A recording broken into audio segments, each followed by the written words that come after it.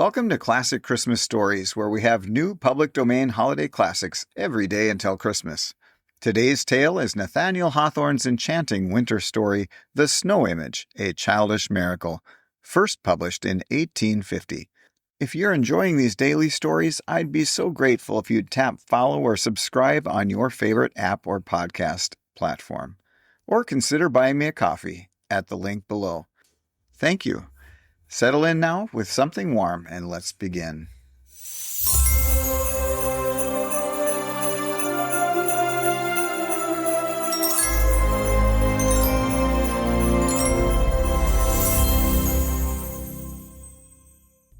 One afternoon of a cold winter's day, when the sun shone forth with chilly brightness after a long storm, two children asked leave of their mother to run out and play in the new fallen snow.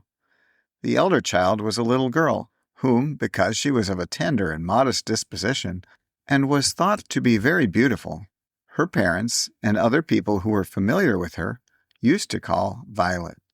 But her brother was known by the style and title of Peony, on account of the ruddiness of his broad and round little phiz, which made everybody think of sunshine and great scarlet flowers.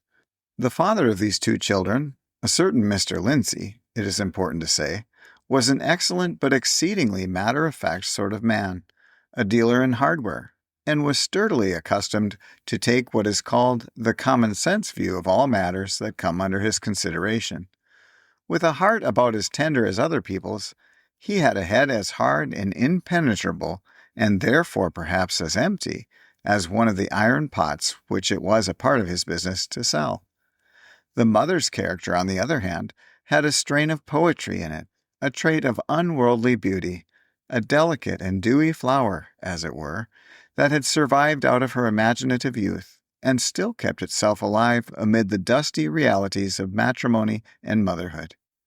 So, Violet and Peony, as I began with saying, besought their mother to let them run out and play in the new snow. For, though it had looked so dreary and dismal, drifting downward out of the gray sky, it had a very cheerful aspect, now that the sun was shining on it. The children dwelt in a city, and had no wider play place than a little garden before the house, divided by a white fence from the street, and with a pear tree and 2 or 3 plum trees overshadowing it, and some rose bushes just in front of the parlor windows. The trees and shrubs, however, were now leafless, and their twigs were enveloped in the light snow, which thus made a kind of wintry foliage, with here and there a pendant icicle for the fruit. "Yes, Violet, yes, my little Peony," said their kind mother, "you may go out and play in the new snow." Accordingly, the good lady bundled up her darlings in woolen jackets and wadded sacks, and put comforters round their necks, and a pair of striped gaiters on each little pair of legs, and worsted mittens on their hands, and gave them a kiss apiece, by way of a spell to keep away Jack Frost. Forth sallied the two children, with a hop, skip, and jump that carried them at once into the very heart of a huge snowdrift, whence Violet emerged like a snow bunting, while little Peony floundered out with his round face in full bloom. Then what a merry time had they! To look at them frolicking in the wintry garden, you would have thought that the dark and pitiless storm had been sent for no other purpose but to provide a new plaything for Violet and Peony, and that they themselves had been created, as the snowbirds were, to take delight only in the tempest, and in the white mantle which it spread over the earth. At last, when they had frosted one another all over with handfuls of snow, Violet, after laughing heartily at little Peony's figure, was struck with a new idea. "You look exactly like a snow image, Peony," said she, "if your cheeks were not so red. And that puts me in mind.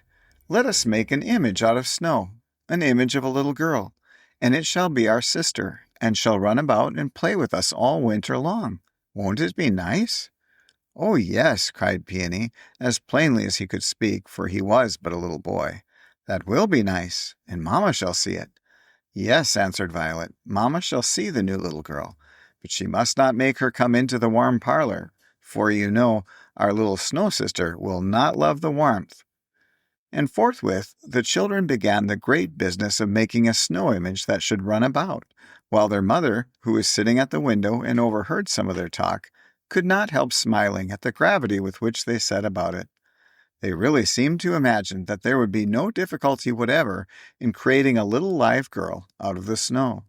And, to say the truth, if miracles are ever to be wrought, it will be by putting our hands to the work in precisely such a simple and undoubting frame of mind as that in which Violet and Peony now undertook to perform one, without so much as knowing that it was a miracle. So thought the mother, and thought likewise that the new snow, just fallen from heaven, would be excellent material to make new beings of, if it were not so very cold. She gazed at the children a moment longer, delighting to watch their little figures. The girl, tall for her age, graceful and agile, and so delicately colored that she looked like a cheerful thought more than a physical reality, while Peony expanded in breadth rather than height, and rolled along on his short and sturdy legs as substantial as an elephant, though not quite so big. Then the mother resumed her work. What it was I forget, but she was either trimming a silken bonnet for Violet or darning a pair of stockings for little Peony's short legs. Again, however, and again, and yet another agains. She could not help turning her head to the window to see how the children got on with their snow image.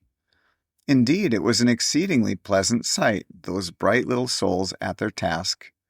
Moreover, it was really wonderful to observe how knowingly and skillfully they managed the matter.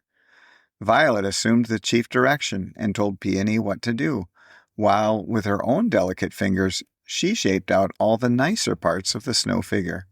It seemed, in fact, not so much to be made by children as to grow up under their hands while they were playing and prattling about it. Their mother was quite surprised at this, and the longer she looked, the more and more surprised she grew. What remarkable children mine are, thought she, smiling with a mother's pride, and smiling at herself, too, for being so proud of them. What other children could have made anything so like a little girl's figure out of snow at the first trial? Well, but now I must finish Peony's new frock, for his grandfather is coming tomorrow, and I want the little fellow to look handsome. So she took up the frock, and was soon as busily at work again with her needle as the two children with their snow image. But still, as the needle traveled hither and thither through the seams of the dress, the mother made her toil light and happy by listening to the airy voices of Violet and Peony. They kept talking to one another all the time, their tongues being quite as active as their feet and hands. Except at intervals, she could not distinctly hear what was said, but had merely a sweet impression that they were in a most loving mood, and were enjoying themselves highly, and that the business of making the snow image went prosperously on. Now and then, however, when Violet and Peony happened to raise their voices, the words were as audible as if they had been spoken in the very parlor where the mother sat. Oh, how delightfully those words echoed in her heart, even though they meant nothing so very wise or wonderful after all. But you must know a mother listens with her heart much more than with her ears, and thus she is often delighted with the trills of celestial music, when other people can hear nothing of the kind. "Peony, Peony," cried Violet to her brother, who had gone to another part of the garden, "bring me some more of that fresh snow, Peony, from the very farthest corner, where we have not been trampling. I want it to shape our little snow sister's bosom with. You know that part must be quite pure, just as it came out of the sky." "Here it is, Violet," answered Peony in his bluff tone, but a very sweet tone, too, as he came floundering through the half-trodden drifts. "Here's the snow for her little bosom. Oh, Violet, how beautiful she begins to look." "Yes," said Violet, thoughtfully and quietly, "our snow sister does look very lovely. I did not quite know, Peony, that we could make such a sweet little girl as this." The mother, as she listened, thought how fit and delightful an incident it would be if fairies, or still better, if angel children, were to come from paradise and play invisibly with her own darlings, and help them to make their snow image, giving it the features of celestial babyhood. Violet and Peony would not be aware of their immortal playmates, only they would see that the image grew very beautiful while they worked at it, and would think that they themselves had done it all. My little girl and boy deserve such playmates, if mortal children ever did, said the mother to herself, and then she smiled again at her own motherly pride. Nevertheless, the idea seized upon her imagination, and ever and anon she took a glimpse out of the window, half dreaming that she might see the golden-haired children of paradise sporting with her own golden-haired Violet and bright-cheeked Peony. Now for a few moments there was a busy and earnest but indistinct hum of the two children's voices, as Violet and Peony wrought together with one happy consent. Violet still seemed to be the guiding spirit, while Peony acted rather as a laborer, and brought her the snow from near and far. And yet the little urchin evidently had a proper understanding of the matter too. "Peony, Peony," cried Violet, for her brother was again at the other side of the garden, "bring me those light wreaths of snow that have rested on the lower branches of the pear tree. You can clamber on the snowdrift, Peony, and reach them easily. I must have them to make some ringlets for our snow sister's head." "Here they are, Violet," answered the little boy. "Take care you do not break them." "Well done, well done. How pretty!" "Does she not look sweetly?" said Violet, with a very satisfied tone. "And now we must have some shining little bits of ice to make the brightness of her eyes. She is not finished yet. Mamma will see how very beautiful she is, but Papa will say, 'Tush, nonsense, come in out of the cold.'" "Let us call Mamma to look out," said Peony, and then he shouted lustily, "Mamma, Mamma, Mamma, look out and see what a nice little girl we are making." The mother put down her work for an instant and looked out of the window. But it so happened that the sun, for this was one of the shortest days of the whole year, had sunken so nearly to the edge of the world that his setting shine came obliquely into the lady's eyes. So she was dazzled, you must understand, and could not very distinctly observe what was in the garden. Still, however, through all that bright, blinding dazzle of the sun and the new snow, she beheld a small white figure in the garden that seemed to have a wonderful deal of human likeness about it. And she saw Violet and Peony. Indeed, she looked more at them than at the image. She saw the two children still at work, Peony bringing fresh snow, and Violet applying it to the figure as scientifically as a sculptor adds clay to his model. Indistinctly as she discerned the snow child, the mother thought to herself that never before was there a snow figure so cunningly made, nor ever such a dear little girl and boy to make it. "They do everything better than other children," said she, very complacently. "No wonder they make better snow images." She sat down again to her work, and made as much haste with it as possible, because twilight would soon come, and Peony's frock was not yet finished, and grandfather was expected, by railroad, pretty early in the morning. Faster and faster, therefore, went her flying fingers. The children likewise kept busily at work in the garden, and still the mother listened, whenever she could catch a word. She was amused to observe how their little imaginations had got mixed up with what they were doing, and carried away by it. They seemed positively to think that the snow child would run about and play with them. "What a nice playmate she will be for us all winter long," said Violet. "I hope Papa will not be afraid of her giving us a cold. Shan't you love her dearly, Peony?" "Oh, yes," cried Peony, "and I will hug her, and she shall sit down close to me and drink some of my warm milk." "Oh, no, Peony," answered Violet with grave wisdom. "That will not do at all. Warm milk will not be wholesome for our little snow sister. Little snow people like her eat nothing but icicles. No, no, Peony, we must not give her anything warm to drink." There was a minute or two of silence, for Peony, whose short legs were never weary, had gone on a pilgrimage again to the other side of the garden. All of a sudden Violet cried out, loudly and joyfully, "Look here, Peony, come quickly. A light has been shining on her cheek out of that rose-colored cloud, and the color does not go away. Is not that beautiful?" "Yes, it is beautiful," answered Peony, pronouncing the 3 syllables with deliberate accuracy. "Oh, Violet, only look at her hair. It is all like gold." "Oh, certainly," said Violet, with tranquillity, as if it were very much a matter of course. "That color, you know, comes from the golden clouds that we see up there in the sky. She is almost finished now. but her lips must be made very red, redder than her cheeks. Perhaps, Peony, it will make them red if we both kiss them." Accordingly, the mother heard two smart little smacks, as if both her children were kissing the snow image on its frozen mouth. But, as this did not seem to make the lips quite red enough, Violet next proposed that the snow child should be invited to kiss Peony's scarlet cheek. "Come, little snow sister, kiss me," cried Peony. "There, she has kissed you," added Violet, "and now her lips are very red, and she blushed a little too." "Oh, what a cold kiss!" cried Peony. Just then there came a breeze of the pure west wind, sweeping through the garden and rattling the parlor windows. It sounded so wintry cold that the mother was about to tap on the window pane with her thimbled finger to summon the two children in, when they both cried out to her in one voice. The tone was not a tone of surprise, although they were evidently a good deal excited. It appeared rather as if they were very much rejoiced at some event that had now happened, but which they had been looking for and had reckoned upon all along. "Mamma, Mamma, we have finished our little snow sister, and she is running about the garden with us."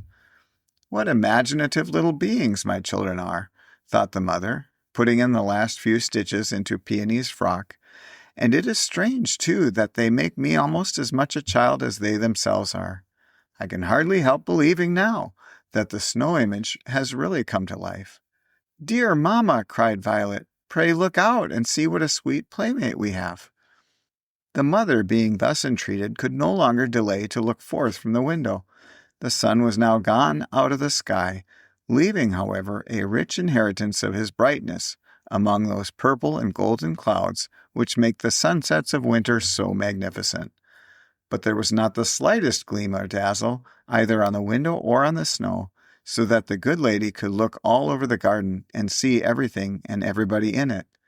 And what do you think she saw there? Violet and Peony, of course, her own two darling children. Ah, but whom or what did she see besides?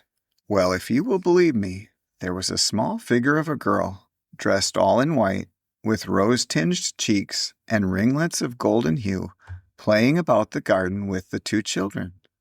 A stranger though she was, the child seemed to be on as familiar terms with Violet and Peony, and they with her, as if the three had been playmates during the whole of their little lives.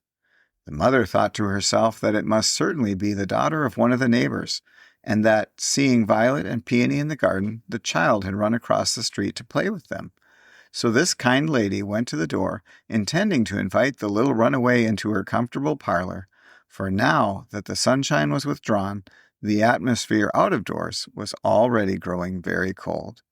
But, after opening the house door, she stood an instant on the threshold, hesitating whether she ought to ask the child to come in, or whether she should even speak to her. Indeed, she almost doubted whether it was a real child after all, or only a light wreath of the new-fallen snow, blown hither and thither about the garden by the intensely cold west wind.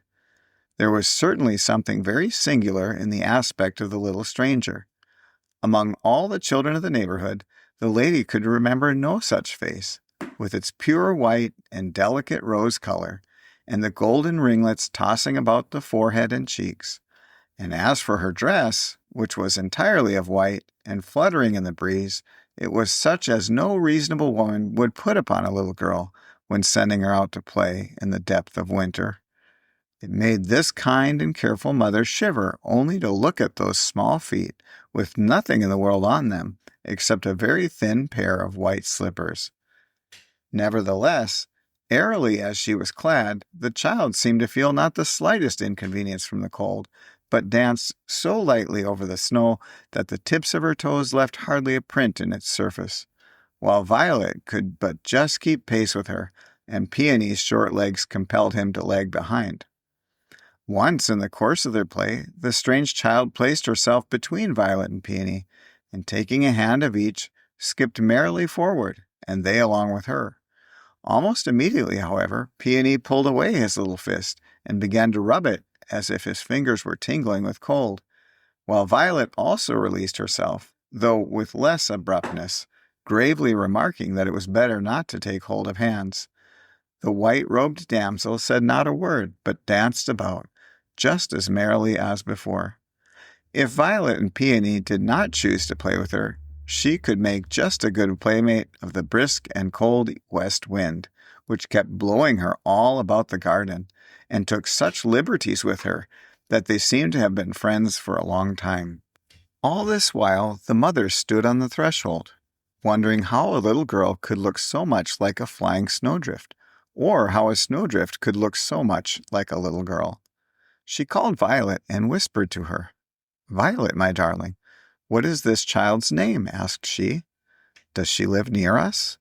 "Why, dearest mamma," answered Violet, laughing to think that her mother did not comprehend so very plain an affair. "This is our little snow sister, whom we have just been making." "Yes, dear mamma," cried Peony, running to his mother, and looking up simply into her face. "This is our snow image. Is it not a nice little child?" At this instant a flock of snowbirds came flitting through the air. As was very natural, they avoided Violet and Peony, but, and this looked strange, they flew at once to the white-robed child, fluttered eagerly about her head, alighted on her shoulders, and seemed to claim her as an old acquaintance. She, on her part, was evidently as glad to see these little birds, old Winter's grandchildren, as they were to see her, and welcomed them by holding out both her hands. Whereupon they each and all tried to alight on her 2 palms and 10 small fingers and thumbs, crowding one another off with an immense fluttering of their tiny wings. One dear little bird nestled tenderly in her bosom, another put its bill to her lips. They were as joyous all the while, and seemed as much in their element as you may have seen them when sporting with a snowstorm. Violet and Peony stood laughing at this pretty sight, for they enjoyed the merry time which their new playmate was having with these small winged visitants, almost as much as if they themselves took part in it. "Violet," said her mother, greatly perplexed, "tell me the truth without any jest. Who is this little girl?"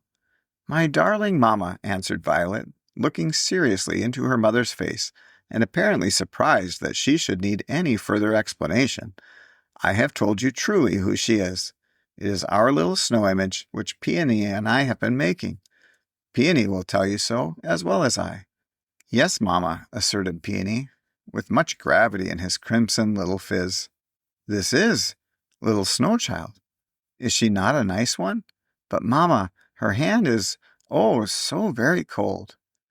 While mamma still hesitated what to think and what to do, the street gate was thrown open, and the father of Violet and Peony appeared, wrapped in a pilot cloth sack, with a fur cap drawn down over his ears, and the thickest of gloves upon his hands. Mr. Lindsay was a middle-aged man, with a weary and yet a happy look in his wind-flushed and frost-pinched face, as if he had been busy all the day long, and was glad to get back to his quiet home. His eyes brightened at the sight of his wife and children, although he could not help uttering a word or two of surprise at finding the whole family in the open air on so bleak a day, and after sunset, too. He soon perceived the little white stranger sporting to and fro in the garden, like a dancing snow wreath, and the flock of snowbirds fluttering about her head. "Pray, what little girl may that be?" inquired this very sensible man. "Surely her mother must be crazy to let her go out in such bitter weather as it has been today, with only that flimsy white gown and those thin slippers." "My dear husband," said his wife, "I know no more about the little thing than you do. Some neighbor's child, I suppose. Our Violet and Peony," she added, laughing at herself for repeating so absurd a story, "insist that she is nothing but a snow image, which they have been busy about in the garden almost all afternoon." As she said this, the mother glanced her eyes toward the spot where the children's snow image had been made. What was her surprise, on perceiving that there was not the slightest trace of so much labor, no image at all, no piled-up heap of snow, nothing whatever, save the prints of little footsteps around a vacant space. "This is very strange," said she. "What is strange, dear mother?" asked Violet. "Dear father, do you not see how it is? This is our snow image, which Peony and I have made, because we wanted another playmate. Didn't we, Peony?" Yes, Papa, said Crimson Peony. This be our 'ittle snow sister. Is she not beautiful? But she gave me such a cold kiss. Poh! Nonsense, children, cried their good, honest father, who, as we have already intimated, had an exceedingly common, sensible way of looking at matters. Do not tell me of making live figures out of snow. Come, wife, this little stranger must not stay out in the bleak air a moment longer. We will bring her into the parlor, and you shall give her a supper of warm bread and milk, and make her as comfortable as you can. Meanwhile, I will inquire among the neighbors, or, if necessary, send the city crier about the streets to give notice of a lost child. So saying, this honest and very kind-hearted man was going toward the little white damsel with the best intentions in the world, but Violet and Peony, each seizing their father by the hand, earnestly besought him not to make her come in. "Dear father," cried Violet, putting herself before him, "it is true what I have been telling you. This is our little snow girl, and she cannot live any longer than while she breathes the cold west wind. Do not make her come into the hot room." "Yes, father," shouted Peony, stamping his little foot, so mightily was he in earnest.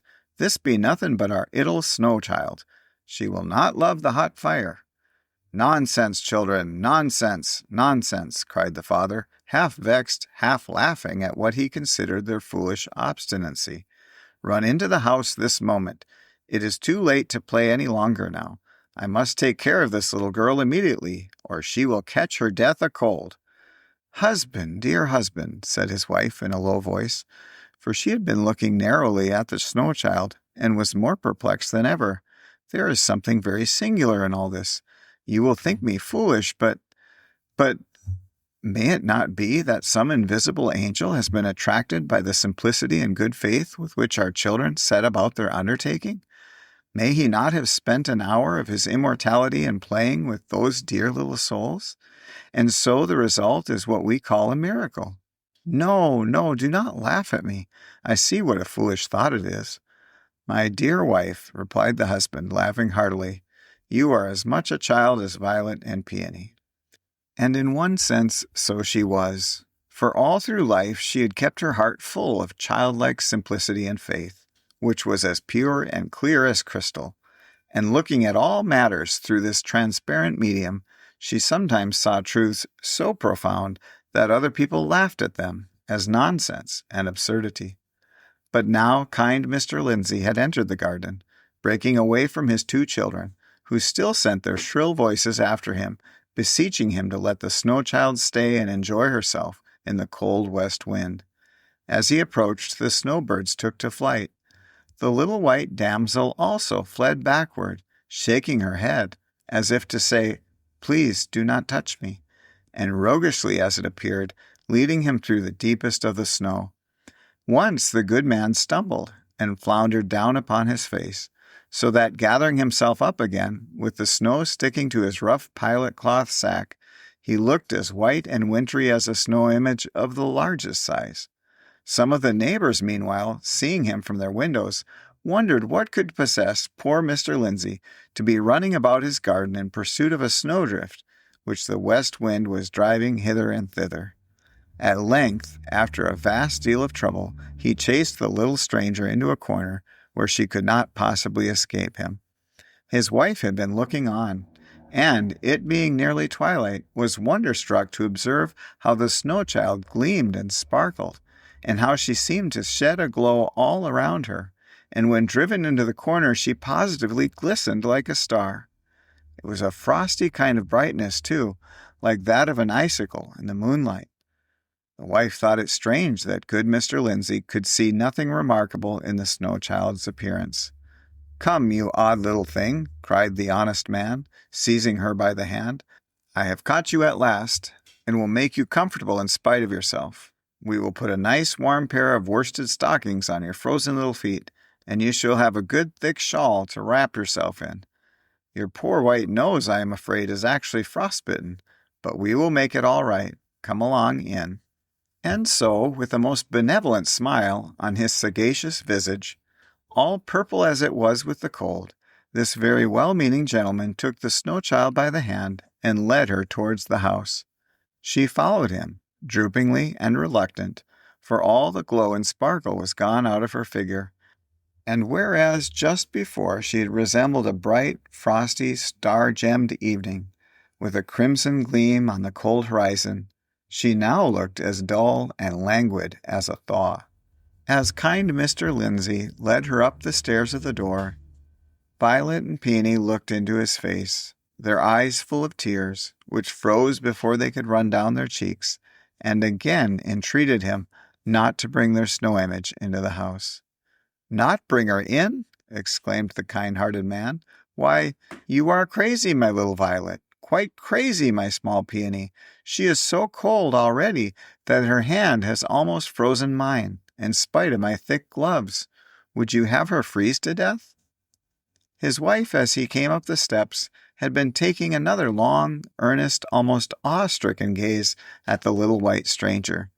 She hardly knew whether it was a dream or no, but she could not help fancying that she saw the delicate print of Violet's fingers on the child's neck. It looked just as if, while Violet was shaping out the image, she had given it a gentle pat with her hand, and had neglected to smooth the impression quite away. "After all, husband," said the mother, recurring to her idea that the angels would be as much delighted to play with Violet and Peony as she herself was, "after all, she does look strangely like a snow image. I do believe she is made of snow." A puff of the west wind blew against the snow child, and again she sparkled like a star. "Snow," repeated good Mr. Lindsay, drawing the reluctant guest over his hospitable threshold. "No wonder she looks like snow. She is half frozen, poor little thing, but a good fire will put everything to rights." Without further talk, and always with the same best intentions, this highly benevolent and common-sensible individual led the little white damsel, drooping, more and more out of the frosty air and into his comfortable parlor. A Heidenberg stove, filled to the brim with intensely burning anthracite, was sending a bright gleam through the isinglass of its iron door, and causing the vase of water on its top to fume and bubble with excitement. A warm, sultry smell was diffused throughout the room. A thermometer on the wall farthest from the stove stood at 80 degrees. The parlor was hung with red curtains, and covered with a red carpet, and looked just as warm as it felt. The difference betwixt the atmosphere here and the cold, wintry twilight out of doors was like stepping at once from Nova Zembla to the hottest part of India, or from the North Pole into an oven. Oh, this was a fine place for the little white stranger. The common sensible man placed the snow child on the hearth rug, right in front of the hissing and fuming stove. "Now she will be comfortable," said Mr. Lindsay, rubbing his hands and looking about him with the pleasantest smile you ever saw. "Make yourself at home, my child." Sad and drooping looked the little white maiden as she stood on the hearth rug, with the hot blast of the stove striking through her like a pestilence. Once she threw a glance wistfully toward the windows, and caught a glimpse, through its red curtains, of the snow-covered roofs, and the stars glimmering frostily, in all the delicious intensity of the cold night. The bleak wind rattled the window panes, as if it were summoning her to come forth. But there stood the snow child, drooping before the hot stove. But the common sensible man saw nothing amiss. "Come, wife," said he, "let her have a pair of thick stockings and a woolen shawl or blanket directly, and tell Dora to give her some warm supper as soon as the milk boils. You, Violet and Peony, amuse your little friend. She is out of spirits, you see, at finding herself in a strange place. For my part, I will go around among the neighbors, and find out where she belongs." The mother, meanwhile, had gone in search of the shawl and stockings, for her own view of the matter, however subtle and delicate, had given way, as it always did, to the stubborn materialism of her husband. Without heeding the remonstrances of his two children, who still kept murmuring that their little snow sister did not love the warmth, good Mr. Lindsay took his departure, shutting the parlor door carefully behind him. Turning up the collar of his sack over his ears, he emerged from the house, and had barely reached the street gate when he was recalled by the screams of Violet and Peony, and the rapping of a thimbled finger against the parlor window. "Husband, husband!" cried his wife, showing her horror-stricken face through the window panes. "There is no need of going for the child's parents." "We told you so, Father," screamed Violet and Peony as he re-entered the parlor. "You would bring her in, and now our poor, dear, beautiful little snow sister is thawed." And their own sweet little faces were already dissolved in tears, so that their father, seeing what strange things occasionally happen in this everyday world, felt not a little anxious lest his children might be going to thaw too. In the utmost perplexity, he demanded an explanation of his wife. She could only reply that, being summoned to the parlor by the cries of Violet and Peony, she found no trace of the little white maiden, unless it were the remains of a heap of snow, which, while she was gazing at it, melted quite away upon the hearth-rug. "And there you see all that is left of it," said she, pointing to a pool of water in front of the stove. "Yes, Father," said Violet, looking reproachfully at him through her tears. "There is all that is left of our dear little snow sister." "Naughty Father," cried Peony, stamping his foot, and I shuddered to stay, shaking his little fist at the common sensible man. "We told you how it would be. What for did you bring her in?" And the Heidenberg stove, through the isinglass of its door, seemed to glare at good Mr. Lindsay like a red-eyed demon, triumphing in the mischief which it had done. This, you will observe, was one of those rare cases, which yet will occasionally happen, where common sense finds itself at fault.